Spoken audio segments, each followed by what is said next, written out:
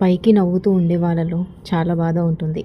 చాలామంది మన చుట్టూ ఉన్నా కూడా చాలా లోన్లీగా ఫీల్ అవుతుంటాం. మనసులో ఏదో తెలియని బాధ, లైఫ్ ఎట్టుపోతుందో, ఫ్యూచర్ ఎలా ఉంటుందో, ప్రెజెంట్ ఎందుకు దేవుడు ఇన్ని బాధలు ఇచ్చాడు అని రోజు అనుకుంటా. చాలా చిన్న ఏజ్ నుండే ఇండిపెండెంట్గా ఉన్నాను.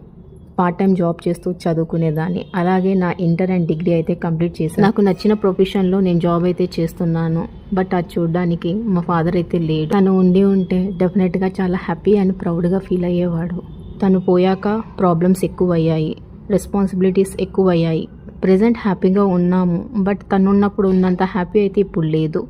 ఏదో మిస్సింగ్ ఫీలింగ్ అయితే ఉంది లైఫ్లో. నా డ్రీమ్స్ అని ఎలాగైనా నేను ఫుల్ఫిల్ చేసుకోవాలని చాలా కష్టపడుతున్నాను. ఏదో ఒక రోజు నాకు మంచి రోజులు వస్తాయని ఒక హోప్తో లైఫ్ అయితే లీడ్ చేస్తున్నాను. చెడుకు ఉన్నంత వాల్యూ మంచికైతే లేదు. నాకంటూ ఒక రోజు తప్పకుండా వస్తుందని ఆశగా ఎదురు చూస్తున్నా.